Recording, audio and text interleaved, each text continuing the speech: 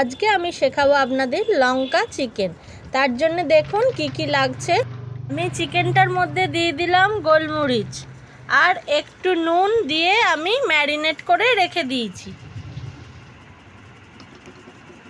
দেখুন আমি ভালো করে মাখিয়ে কিছুক্ষণ রেখে দেবো 10-15 মিনিট।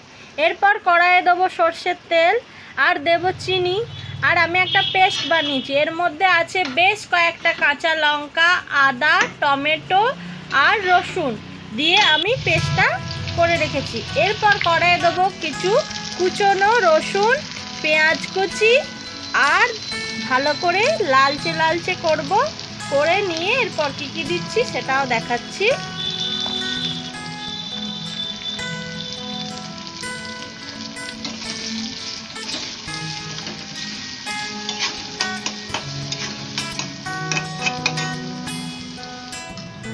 আমার ভাজা ভাজা হয়ে গেছে, ওর মধ্যে আমি দুটো গোটা কাঁচা লঙ্কাও দিয়ে দিয়েছিলাম।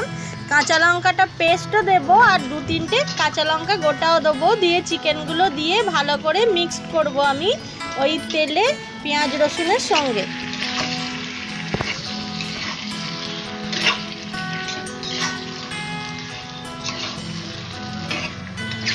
এর মধ্যে আমি এবার লঙ্কার পেস্টটা দিয়ে দেবো।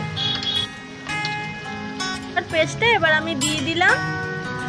দেখুন এবার এর সঙ্গে পুরোটার সঙ্গে মিক্স করব। দিয়ে দিচ্ছি হলুদ গুঁড়ো, দিয়ে দিচ্ছি ধনে গুঁড়ো, একটু জিরে গুঁড়ো আর দিয়ে দিলাম একটু লাল লঙ্কার গুঁড়ো আর একটু সামান্য কাশ্মীরি মির্চ। দিয়ে দিয়েছি ওর মধ্যে নুন।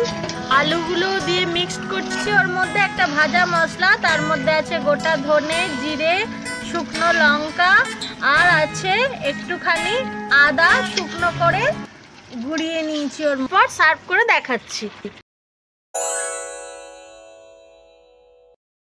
তাহলে রেডি হয়ে গেল আজকে আমাদের রেসিপি লঙ্কা চিকেন।